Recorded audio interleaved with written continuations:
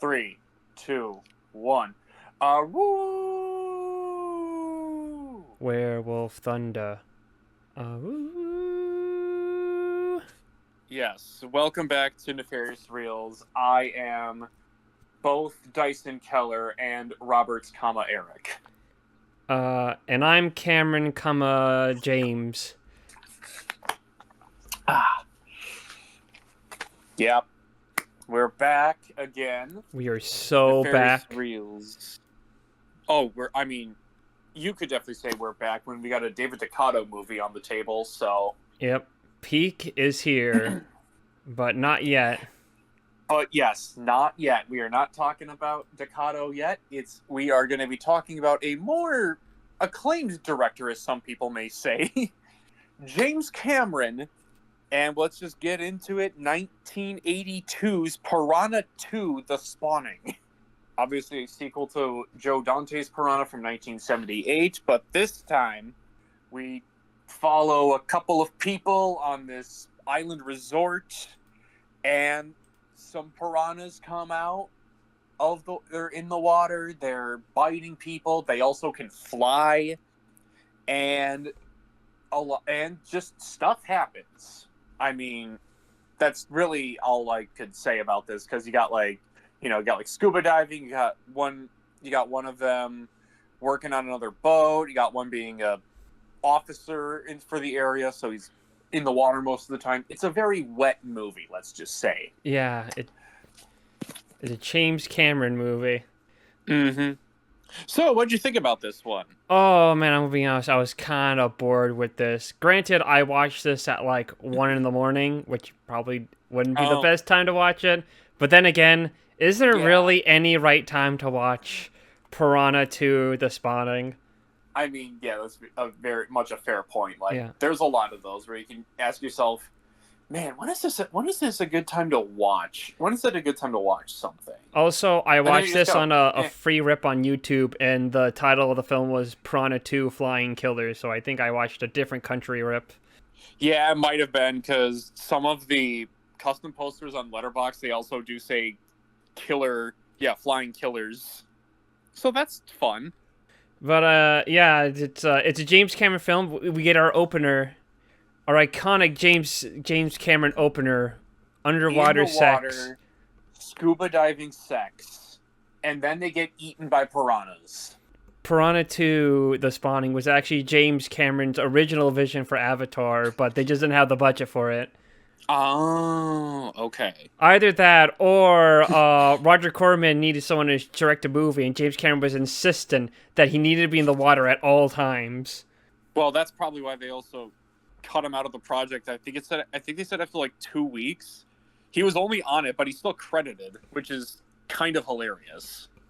But they're like, James, this is yes, we know it's a water movie, but this is too much. You keep shooting at the water, or I'm out of the film. I'm not directing it anymore. And he's like, okay, you're out. And then James like, fine. And then he jumps into the ocean and swims away. Oh yeah, I'm just looking something up about it, and also James Cameron largely disowns this movie too. So yeah, probably because he's just like, they wouldn't let me keep shooting at the water.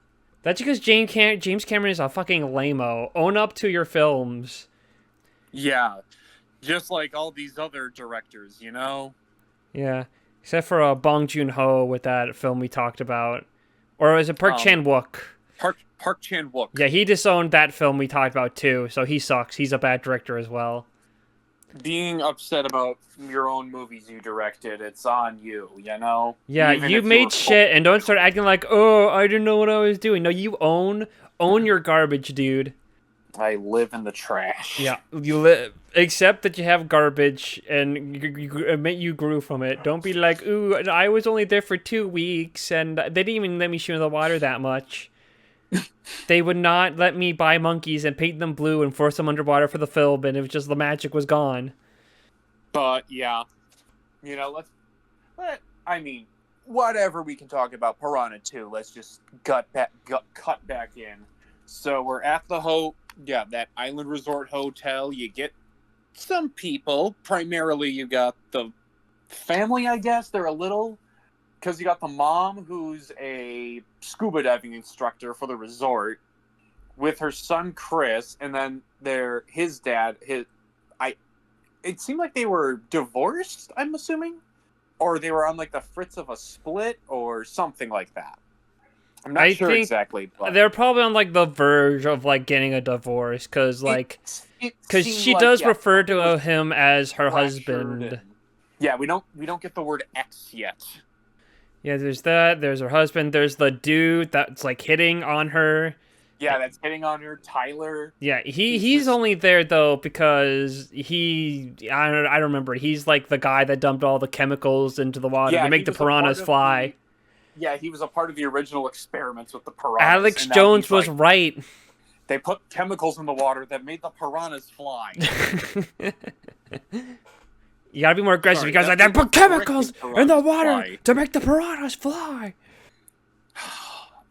I cannot believe it. Yeah, it's crazy, wild, Insane. Yeah. There's the sun. There's like a billion characters, and like 95% of them just don't matter. Yeah, there's a lot of characters, but they solely focus on like the 3 to 4 primary ones. The main three, because they woman love interest, and woman husband. woman husband. I was gonna say woman's husband, but some food from that I ate slid to the back of my throat and stopped me. Okay. Yeah, so we have that main family, and then that other guy, Tyler. Yeah, so it's. I mean, I literally have the names pulled up right now, but yeah, there's Anne, the instructor, the son Chris, Tyler, the side piece, and then Police Chief Steve. And that's who we mainly see for like most of the runtime. Because, you know, they're at a nice resort. You got some other people there.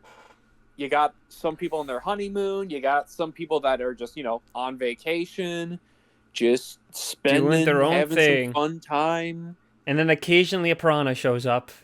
And yeah, sometimes you'll see a piranha show up. And since it's also it's a bad 80s horror movie, you do have boobs. Yeah, boobs. There's that one chick that has a really bad bikini tan line there. That was really distracting. Like, I was staring at her boobs for like a completely different reason.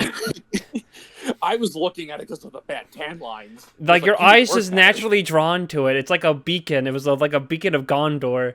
The beacons of lit. The Gondor beach resort calls for aid. Yeah. Yeah, it's just a lot of people talking and occasionally piranha showing up, which I guess, granted, is always kind of the formula with these kind of really low budget, kind of Roger Corman-esque things. I think they do kind of shoot them. I can't speak for Piranha 1. The main story I heard about that was Roger Corman went to Joe Dante, said, hey, make a ripoff of Jaws with piranhas. And then apparently Joe Dante went, can I make it funny? And then Roger Corman's like, sure, whatever. Sure. That's funny. Which is even more hilarious because there is a arcade game of Jaws in the beginning of the original Piranha. Oh, that's epic. Which I was like, wow. Why didn't you recommend the first Piranha? Really being at all. This Piranha film sounds awesome. Why didn't you recommend that one? Why are we talking about Piranha 2? Because that one was actually kind of fun. Yeah, you're right. We can't have fun on this podcast. This is strictly serious. Have fun. This is strictly a serious podcast. No fun ever. I like the scene Only where they're throwing suffering and torture. Yeah. I like the scene where the guy's throwing dynamite off the boat and they're just blowing up fish. That was kind of funny. He's like, hey, what are you doing, man? You can't fucking throw dynamite. Here, catch. Tosses dynamite at him. Luckily, they had the Trampler's dynamite that has the incredibly long fuse, or else he would have been blown to bits and been just a crater in the dirt with only his shoes. Yeah, very convenient for the plot, you know? Yeah, very convenient plot. I'm sure that dynamite will not play a key part later on the film. Definitely not. No, except there is, you know, always that rule of stuff you introduce in the first act must always come around by the third act, you know? Yeah.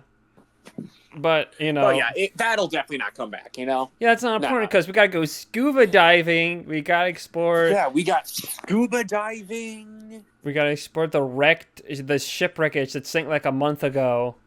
And we can't go inside it though. And they're like, oh man, I want to go inside the dead bodies. Look at it from the outside. That's okay. The dude wants to go inside and see all the dead bodies in the boat. No. No, that's not allowed. Fuck you. Yeah, no. We're not doing that. Yeah, but the guy gets killed. The one guy that wants to see all the dead bodies, you know, be careful what you wish for because he became the dead body. He became a dead body as, you know, the piranhas munched on him.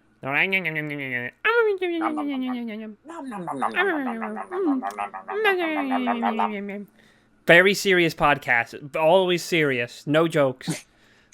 Yeah, no jokes ever. We don't have any fun. Everything we say is 100% serious and 100% real and true. Straight-faced. Mm-hmm.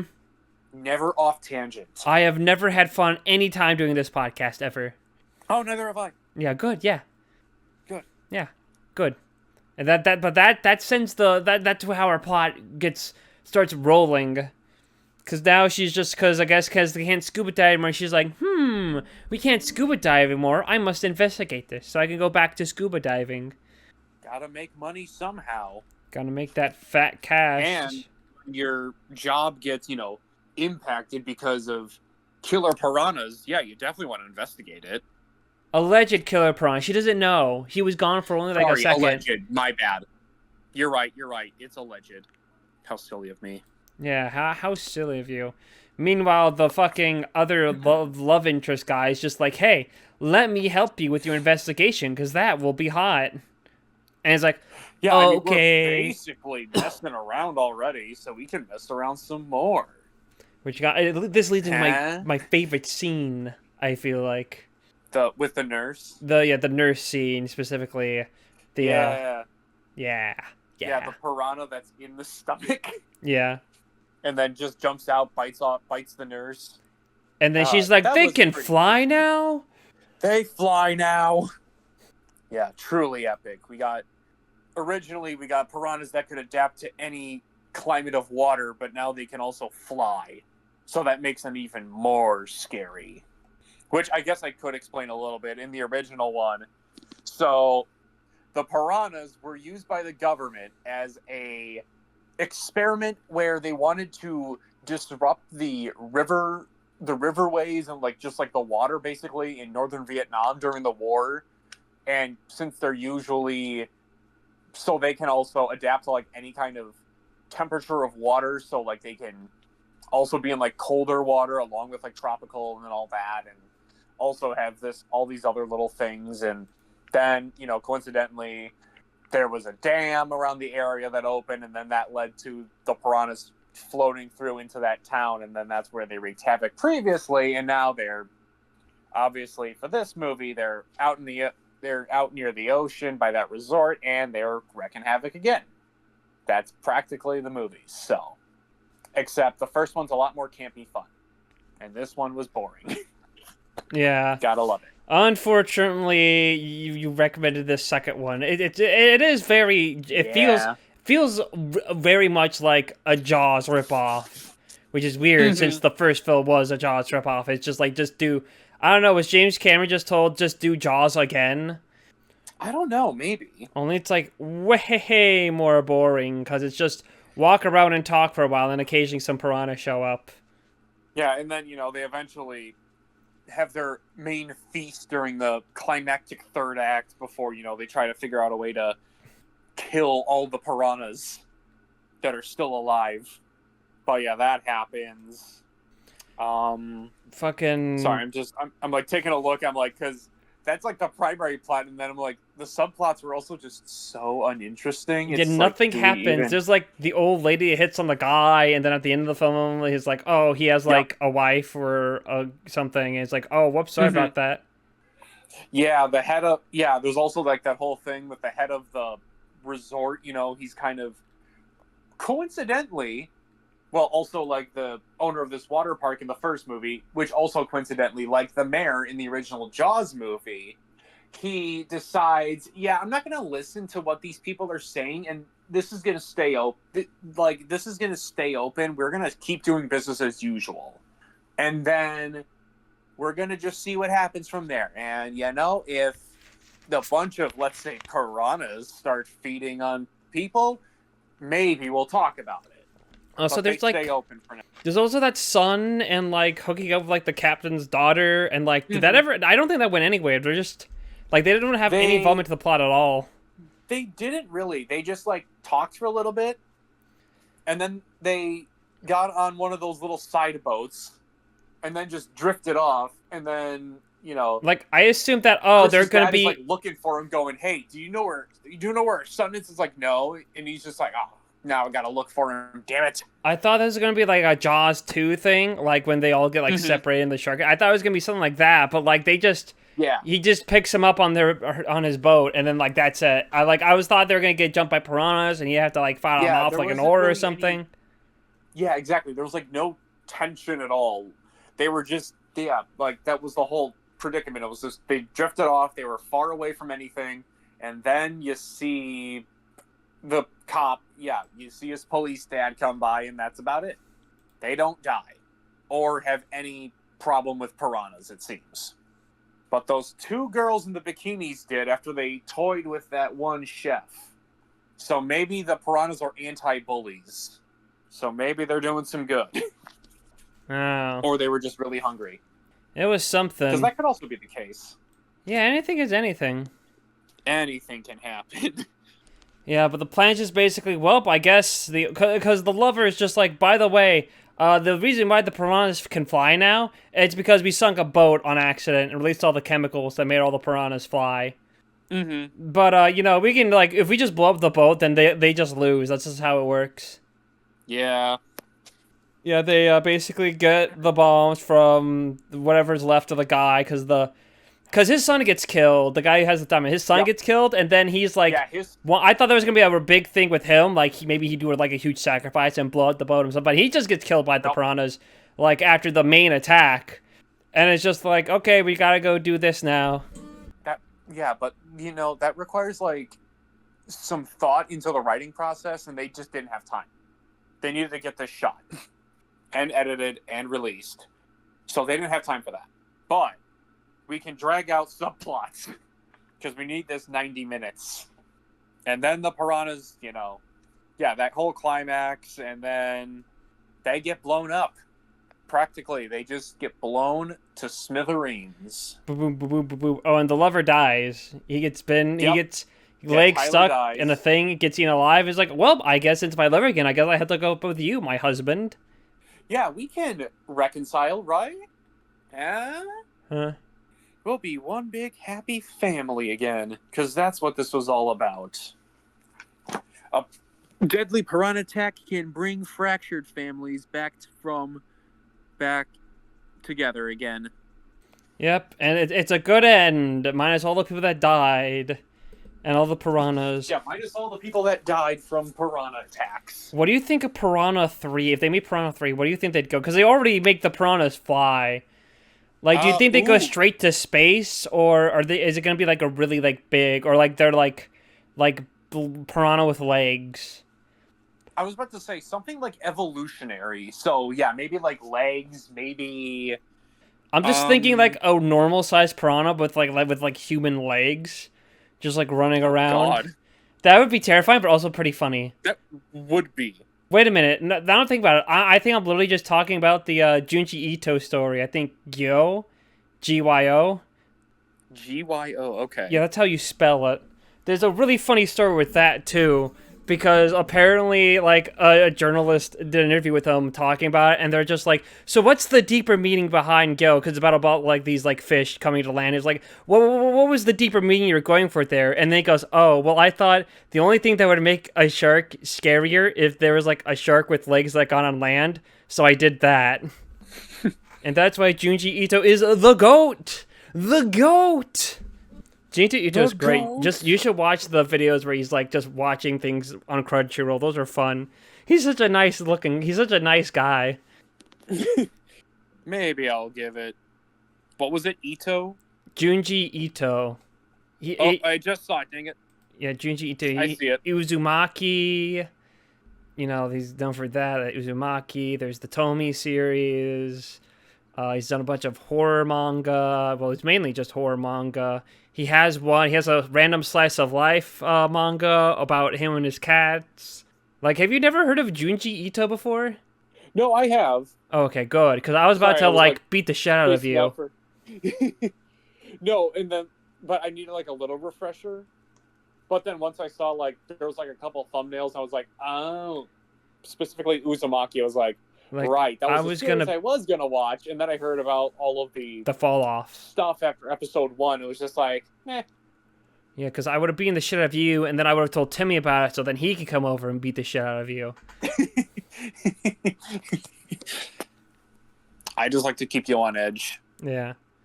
And then Piranha 4 would be about them going to space. Yeah, Because the fourth one, that's the one where you go to space. Like you know, you don't jump the gun and go straight there immediately. Exactly. Yeah, it's just a fairly kind of boring movie, with the exception of probably the opener when they decide, yeah, let's have sex underwater in this sunken ship. That was pretty funny. There's another issue actually. Is James Cameron wanted to shoot this shot on the end of the bottom of the ocean with the Titanic, but production said no, and that was the start of like the decline of the art. And that's where Titanic started to really got it. Yeah, that was James Cameron's finally go. Oh, fine, if you're not gonna, I'll just go there on my own and I'll find the Titanic myself. Going solo. That'd be really funny if, like, the reason why James Cameron made the Oscar-winning masterpiece, multi-Oscar-winning film Titanic was just to spite Roger Corman because he wouldn't shoot Piranha 2: The Spawning at the sunken wreck of the Titanic. That's my headcanon. I'm going with that. I will stick with you on that because that is pretty funny. James Cameron shows up, has a speech. Roger Corman said, no, we're not going to shoot Piranha 2: The Spawning on the wreck of the Titanic. And I thought, well, fuck you. I'll make my own movie with the Titanic. And then I realized, oh, I guess I'll make it about the Titanic, I guess. And I guess you all really liked it. Thanks for the Oscars, I guess. I'm now going to try to get my Blue Monkey movie made. Yeah, now I need my Avatar. Yeah, these avatars are something. And now that'll be my life. Avatar, a.k.a. Piranha 3. What's the name of the alien race again in Avatar? The Na'vi. Yeah, Piranha 3, the Na'vi. The Piranha travel to Pandora. The Piranavi. Ooh, the Piranavi. That's what the third film should be about, a mutated race of Na'vi that are just piranha-like. Like, they should have done that with the second film. That's why it sucked ass. There was no Piranavi. No, I have not seen Avatar 2. I had no interest in Avatar 2. Missing out. I think I'll survive. I mean, you've already survived this long, so... Yeah, I mean, I don't really have a reason to do it again. Like, at this point, I have to see it just to appear, like, cool and indie and, like, chic. Oh, Avatar is too mainstream for a film auteur like myself. Only watch the real indie darlings of James Cameron's work, like Piranha 2: The Spawning. The Spawning. Did you know in that film the piranhas fly? Yeah, they fly now. There, you only get that visionary masterpiece from someone like Cameron in his early years. Well, that's all I got. That's all the bits I have. Yeah, I was about to say, which is what I would say if I made bits, but I don't because this is a serious podcast. Very serious. That is very true. It is a very serious. There are no jokes, no bits. We never made a joke ever. We have never done that. But yeah, honestly, I don't have much else to say because there wasn't really much to say. Yep, it was just one of those kinds of movies. All right, so I guess then we can move on to the modern picks. So if you want to take it away, go ahead. Oh, yes, I would love to. So I had the modern pick, and naturally, since we did Twilight, like, a couple weeks back, I thought, yes, we should do another wolf-related film. Wolves of Wall Street, 2002, directed by our boy, our god, the one that will save us all, David Ducato. Love that man. Yeah, James Cameron who? But Wolves of Wall Street is about this guy, I think his name's like Jeff or something. He basically goes out to New York. Jeff. Yeah, Jeff. Wait, Jeff Epstein? What? He's in this film? Yeah, yes, it's... This is Jeff Epstein before he turned bad.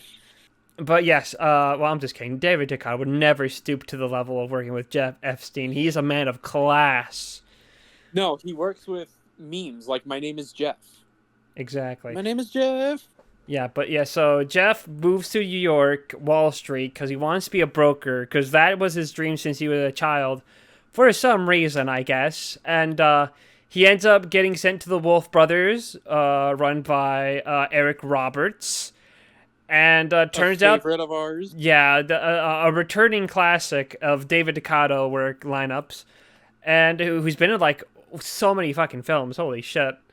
We could change our podcast to an Eric Roberts one if we really wanted to. He's been in that much work.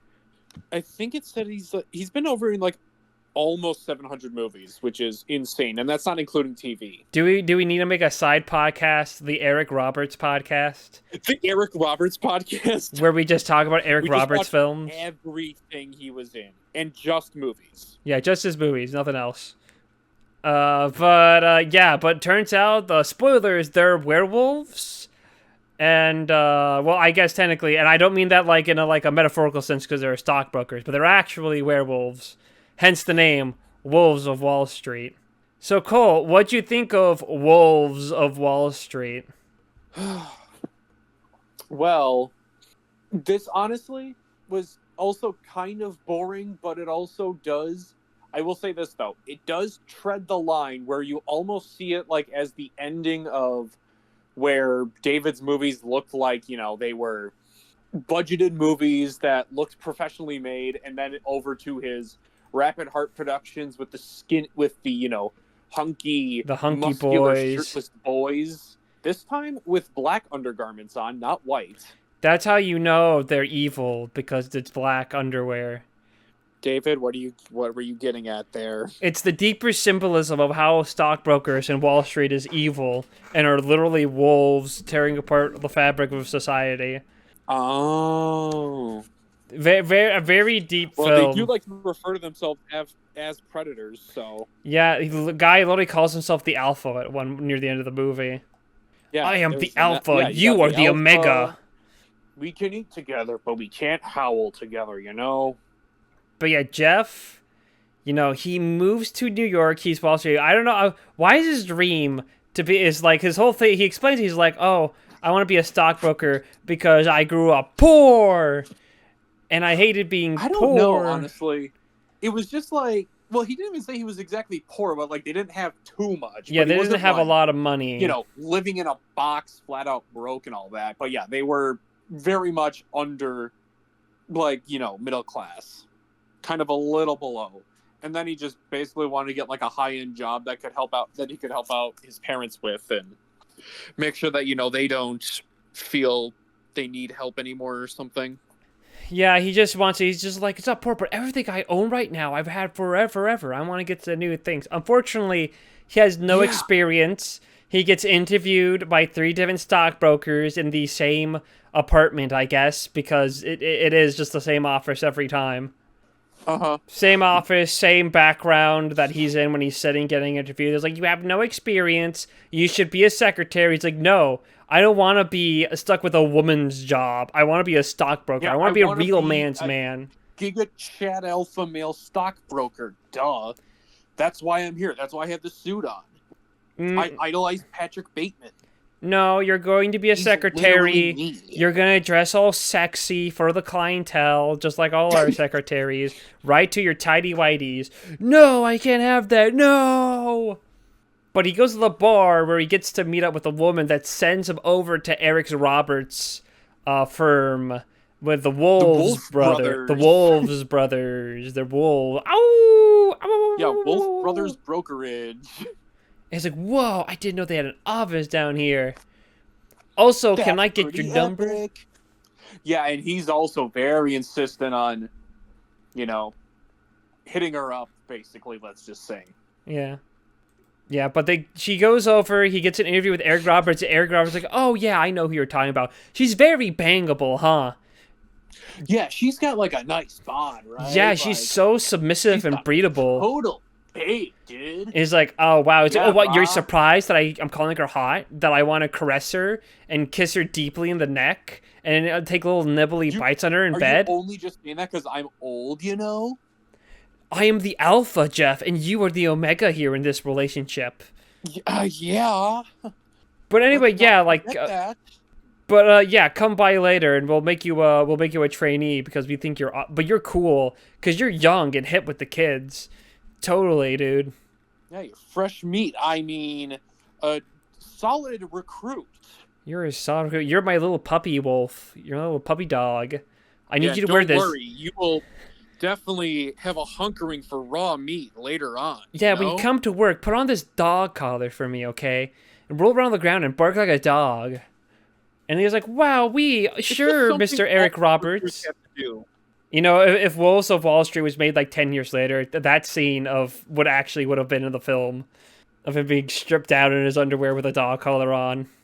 It would have been more of yeah, it would have been like their hazing thing, like in the first couple weeks where they're like, hey, there's five of yeah, Vince guy would be like, guys, there's five of you right now, but eventually there will only be one. If you don't Okay, can't is so not how in your much do you want vocabulary. this? Yeah, can't is not in your vocabulary, but cannot though. As in, Is also you not. cannot do. You cannot not do what we want you to do if you want this job. Yes. Sorry, I had to take a second just to remind myself what you were trying to say, but I think I got it now. Yeah, but Jeff becomes a trainee. He gets trained, Yep. like a good little doggy. He ends up hooking up with the bartender. He's just like, "You should date me," and he's like, "No, we should only be friends. My last ex was a broker," and he's just like, "Well, you should date me anyway." He's like, "Okay, I guess."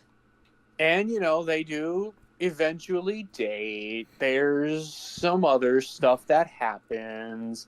They're together, he starts to really work into his game as a stockbroker. So he's getting what he wants. He's getting money. He's getting all these sales. He's potentially going to get to those weekend after parties where they get to hang out with hot girls and eat raw meat. Yeah, here, want some And beef also tartare? yeah. And there's also like a full moon almost every night for some reason. That's just the power of Wall Street, baby. The moon's always shining on The moon, Wall the moon Street. is right. Better than. Yeah, it never sets. Yeah, the moon never sets on Wall Street. I think that's what I meant to say. Yeah, that sure. But yeah, eventually he goes from trainee to being part of the firm where they're like, we need you to down all 10 of these shots, and you get $1,000 every time you do. But it's just a play go, okay, now And we're no pissing. puking. Yeah, no puking. Now we're gonna pee off the roof of the building. Yeah, we're gonna pee off of rooftops just to really assert our dominance. And then, like dogs. now I'm gonna nipple you. Nom. Ha ha. Nom. This is funny. We're gonna nibble you. Oh man, this is great. Now you're a werewolf. And don't worry, once you get yourself used to this new body, everything will just come into play, You're gonna be super cool and epic. And you'll have a big hunkering for that tartar meat. And also these girls. Yeah, also you're gonna fucking want to bang girls. Of course, because now he's becoming a werewolf, he's becoming an asshole. He's like, what's that? Yeah, he did. Who was here? I smell cologne. Yeah. Who was that? I smelled the scent of hunky boy. Who was here? It was no one. What are you talking about? It was Eric Roberts, Fine, wasn't it? It was Eric Roberts. What's the big deal? It was Eric Roberts, wasn't it? He's so hot, okay? Yeah, oh my god. Oh, he's like, it's fine, okay? I wasn't hooking up with Eric Roberts, even if he was in a bunch of movies I like. It's irrelevant. He was just seeing how I was, and I told him we were having a good relationship. We were having a good time. You were banging him, okay? were you? You're very bangable. That's what he said to me, okay? So trust me. And, stuff just, again, stuff happens. Some pretty funny things. Some, I don't know if I would say boring, but I will. Okay, can I be upset by one thing? They didn't Yes. ever really show them like transform as wolves. I was kind of upset about that because I wanted to see what a David Ducato werewolf design would have looked like. It was kind of a shame. That's just me.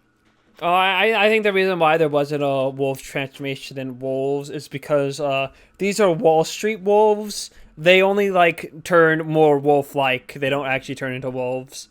So it's like a slow progression, more of, is what you're saying. No, it's like it's very minimum. You know, like how in the vampires they have like different abilities and stuff. It's kind of like that with like the werewolves. Like some people turn full werewolves, other people can just smell how horny women are. That's just how it is, and are good at stockbroking. It's kind of like that, pretty much.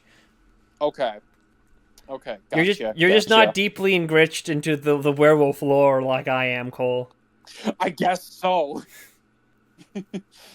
Yeah, but Jeff's just a huge dick now. He's just like, you're hitting on this guy. This guy's trying to hook up with you. You can't do anything. Oh yeah, how can I forget one of my favorite lines is when he's being trained and he's like, smell that? Smell how horny she is? He's like, I can't smell the other one. He's like, oh yeah, she's a lesbian. But let's see for reals. I legitimately, like, as a joke, I was saying out to myself, I was like, they're gonna say she's gay, isn't he? And then that happened. I was like, oh, she's gay. It's like, oh. You called it. It happened. It happened. You got it right. I did it. Yeah, but you know, eventually, Jeff gets kind of sick of being a jerk to his girlfriend, and they're just like, okay.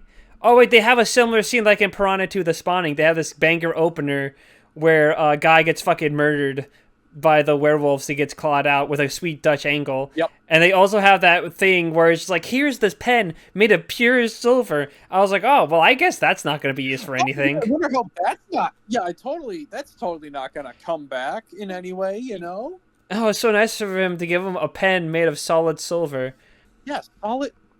Oh, don't you love when you get like those as like your, hey, welcome to the real world with your big boy job. Here's a silver pen that is totally just for writing stuff. Yeah, totally not for attacking werewolves. Definitely not. No. Wink, wink. That's why I was so shocked when he stabbed Eric Roberts with a pen. And they were like, dude, what the fuck? Why'd you do that, man? Why'd you do that? Because he's not the alpha. I am. Yeah, it's the person that was training him the whole time. Turns out Eric Roberts was just a normal human. Dude, you just killed a regular guy. What the fuck, man? Like, why'd you do that? Yeah, I was about to say, like, was he... I was about to ask that, like, yeah, was he just not a wolf? Or no, I'm pretty sure he was a wolf. Okay. Which is also even weirder because when you think about it, he is the head of Wolf Brothers, but the fact he's not the alpha is a little insane. I'm just saying. But to each their own.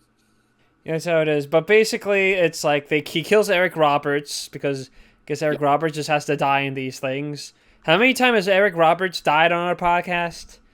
Oh, God. How many Eric Roberts movies have we talked about on here? We talked about this. Wait a minute, hold on. I have the page up so I can click Eric Roberts. Okay, cool. And then I can set it to like films watched. Show watched films. Okay, it's loading. Okay. Okay, well, we didn't do that. Okay, so he was in Dead or Alive where he gets blown up. Oh, yeah. Let's see. He was in the Bigfoot versus DB Cooper, but he was like voiceover, so he didn't get killed as there. He was just a voice, so that doesn't really. Yeah, let's see. He was in Wolves of Wall Street, where he gets stabbed, and we just talked about. Yep, gets stabbed. He was in A Halloween Puppy, but he lives in that. And then he was in Sorority Slaughterhouse, where he kills himself at the start. He's died 3 times so far.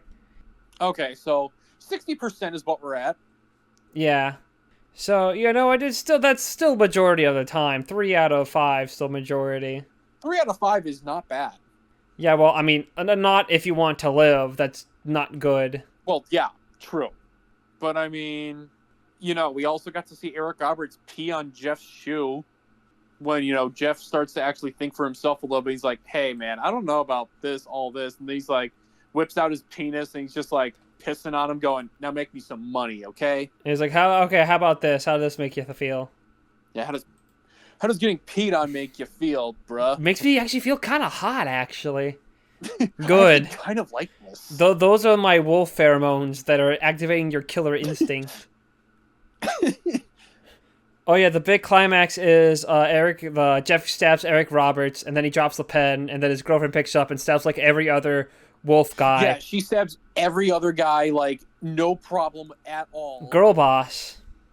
Because she also, her ex was one of the wolf brokers, so Yeah. that's how, obviously, They told me she he knew was Eric killed by a Roberts. mugger, but I came over, and he was ripped apart by a dog, and there were dog droppings around him, and there was pee on him. And I was like, this is clearly the work of werewolves. Yeah, clearly the work of werewolves. Like, that was my first assumption, no doubt. A lot of people are going to think I was crazy, so I just kind of kept it to myself, but, you know, sometimes you just got to reveal it. Then there's the big final confrontation. You won't believe how epic this fight is, where the main werewolf, the alpha, tackles Jeff down the ground, and then he gets stabbed by the pen and dies. Very epic and very climatic. Very tense, on edge, very entertaining. Very epic. Way more epic than the climax of the last Twilight film, that's for sure. Well, yeah, because this wasn't a dream. Yeah, because this was real, so naturally it was better. Like, this all happened. Yep. And who knows what happens if there's any repercussions for, you know, slaughtering an entire brokerage firm, but maybe once they realize they were werewolves, maybe they'll be a little... It's fine. The brokerage will get liquidated, and you know everyone will pick up the pieces. It's fine. This is Wall Street. No one cares if someone dies. It's next man up. That's when you get leading the sequel, Wolves of Wall Street 2, where it's vampires this time. Oh, okay. Well, actually, gotcha. There's already a sequel. It's a prequel. It's called Wolf of Wall Street, which was directed by the less good director, Martin Scorsese. Martin Scorsese, Scorsese, and Leonardo da Vinci. Leonardo DiCaprio. There we go. An inferior prequel movie that was just trying to capitalize off the success that was Wolves of Wall Street, which I haven't seen, so I should watch that. Just so I can see how shitty it is in comparison to Wolves of Wall Street. Because technically Wolves of Wall Street did come out first. That is kind of funny to think about. Wolves of Wall Street was then over a decade later sequel. It is kind of funny to think about that technically David DeCaro kind of beat Martin Scorsese to the name of Wolves of Wall Street. Yeah. Like, do you think that Martin Scorsese wanted to call it Wolves of Wall Street and then had to change it because it was taken by David? That's my headcanon. That's what I'm going for. Maybe. That's what I'm choosing to believe, and any evidence otherwise is fake news. Okay. Oh, excuse me. Sorry. Oh man, that was dinner. Got anything else about Wolves of Wall Street? I mean, not much, except... Okay, wait, we forgot about that one scene with the birthday party. Oh, right, where he the starts birthday. going crazy, and that one guy is like, "Hey, not so tough now, huh?" And then he eats him. Yeah. Yeah, he's like, "What are you gonna do? Bite me?" Bites him. And then he goes, "Oh, that was funny. Oh, owie, bite harder. Oh." I don't know. Very cool. I like this film kind of a little bit. I don't know. It's weird because I feel like it takes itself more seriously, which, you know, I kind of appreciate. It's like a silly concept, but it plays it straight. But I don't think I have anything else left to say about Wolves of Wall Street. Yeah, there wasn't that much else after. Just kind of, eh. It was there. It was made by David DeCaro, and I appreciate it, as I appreciate all his works. All right. So, if we got nothing else to talk about, let's just move on over to the better movie of the two. So, what would you pick, Ninjedi, as the best movie we talked about? Well, of the two films, I gotta give it to my boy, David DeCaro. I like Wolves of Wall Street more. I think I think Eric Roberts is fun. It's a bit of a goofy premise. I think the main thing I like is I feel like it plays it completely straight compared to Piranha 2, which I think it tries to be more goofy with it, and it just never works. Mm-hmm. So I'm giving it to Wolves of Wall Street. James Cameron Okay. could never make a masterpiece like that. Yeah, James Cameron could never make anything amazing Never. like that. Of course.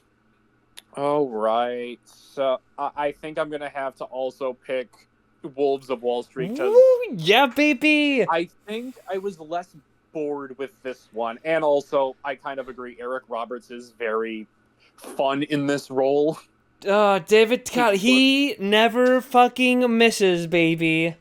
That's a point for me and a point for the modern, and more importantly, it's a point for David. David, It's we love you.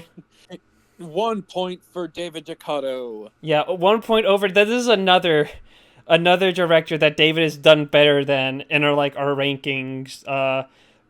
Park Chan Wook, Luca Guadagnino, James Cameron. Never forget that, people. That's 3.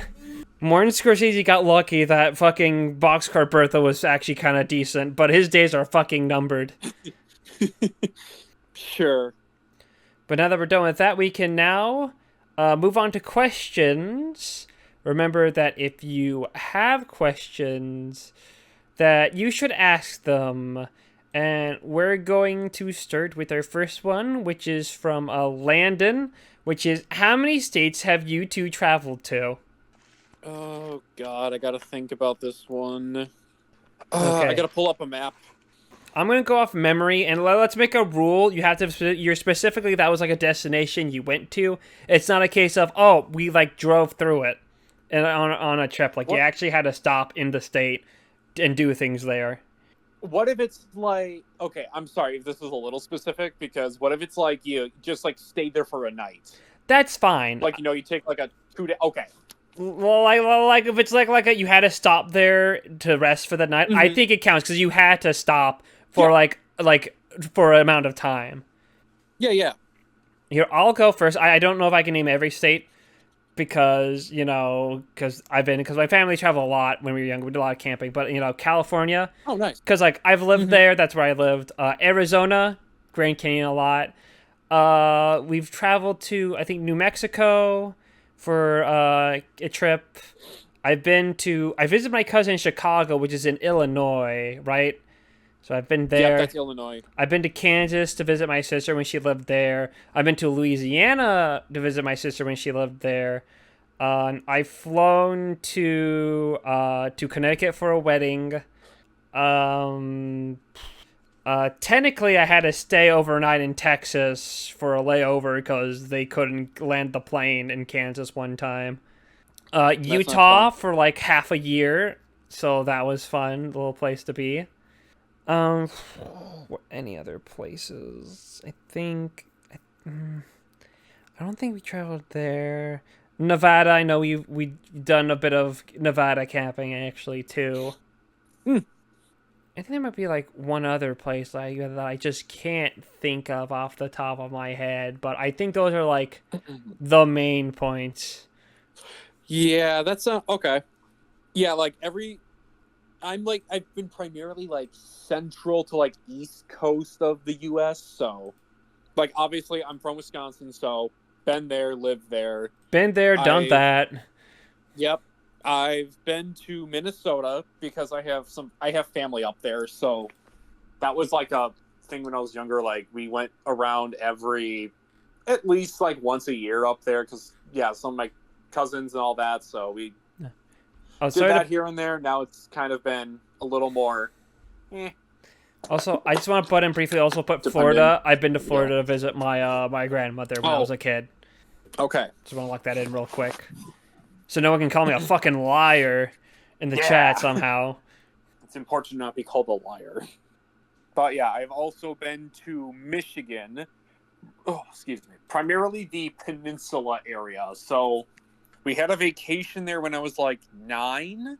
So technically, we stayed at Mackinac City, which is at the end of where the peninsula is and at the point of the of the state. But then there's also Mackinac Island that's kind of more near the peninsula. So we stayed there. So we did that for like a week. So that was kind of fun. Also have been to Illinois. I have been to Indiana, Ohio, Pennsylvania, Maryland. I have been to DC a fair few times, couple times. Virginia, we did spend a spring break there. That was kind of fun. Did a summer vacation in North Carolina. We did Myrtle Beach, South Carolina for a spring break trip one year. Let's see. Kentucky, Tennessee, Georgia, Florida. Then also have been to Missouri, Arkansas, Oklahoma, and then Texas. And technically, we also did like go into Kansas for like 5 minutes. We did like a little loop around just to say we've been in there. But with the rules you implemented, I will not put Kansas on the board for now. Okay, good. Because you did. I would fly over there and beat you up. Even worse than if you didn't know who Junji Ito was. Okay, we've got all those covered. We'll move on to our next question, which is from Mattias, which is thoughts on Nirvana, the band, the show. Nirvana, the band, the show. It is dumb and stupid, and if you like it, you're a dumb, stupid doo-doo baby. That's why I haven't seen the show, but my opinion's still right anyway. But my opinion's right, even though I've never seen it. Yeah. Well, yeah, because if I did, then I'd be a stupid loser doo-doo baby. You're just afraid you might become the stupid loser doo-doo baby. Yeah, exactly. That's not something I'm going to do. But in all seriousness, Matthias, great it's a great show. The movie's amazing. It's honestly hilarious how these guys can, film all of this, and you're obviously asking yourselves, did they get permission to do this, or are they just doing this straight up like nobody knows what's actually happening, and they just go, yep, this is happening right now. We didn't stage this. This was all unscripted. This is all actually real. This is not fake. Pretty fun. Lots of good jokes. Lots of good, fun intros they do, like that are basically homages to other TV series or movies, and then even the structure of the episodes are always in some ways like that. But yes, very fun, very funny. Everyone go see Nirvana, the band, the show, the movie. It's worth it. Okay. And I stand by my original thoughts. That has not changed. I'm doubling down. I can't be wrong. Yeah, I can't be wrong now. Then if people hear that I'm wrong here, they might question all my other ludicrous claims that I know nothing about. Yeah.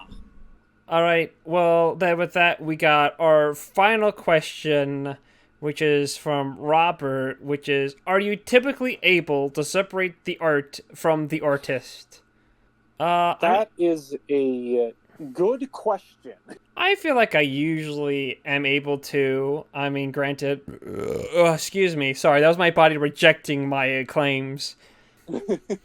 I feel like I usually am able to separate art from artists. I feel like it's a bit of a disservice to say, well, I can't check this out because this person's a terrible piece of shit, and therefore I'm not gonna watch this. Like, I'm not gonna fault people who do feel that way with things. Stand by your convictions and all that. But I feel like because there's a lot of great stuff out there made by terrible people that it's like I feel like it'd be a disservice to myself to just go, oh well, I'm not gonna watch this because this person's a piece of shit. Mm-hmm. Yeah, it feels like it's always like a double-edged sword, because especially with like when pertaining to film, there's so many other facets going on in between. Like, obviously, with like some directors, it might be a little tougher for some. Like, obviously, Roman Polanski fucking sucks. A lot of these that just, have a lot of history with being assholes and pieces of shit. Yeah, it's definitely not easy. But also at the same time, I feel like, yeah, there is a way where you can also kind of like forget in a way, but like you can still acknowledge their bad way. You can acknowledge, oh yeah, this person was bad, but there was also a bunch of other people that worked on this project that also got paid and all that, and that also I don't I feel like it also just reminds that yeah, there's also so many other, like I said, there's so many other pieces to the puzzle that yeah, one bad apple can definitely sour the taste a little bit, but it's not gonna kill you if watched something that was directed by a weirdo or something. I think it just depends on the type of person that is in the complicated, problematic area. Right. I was looking up to see if Jeffrey Epstein ever showed up in any movies or cameos, but it's all just documentaries about whether or not he killed himself. That's it. Yeah.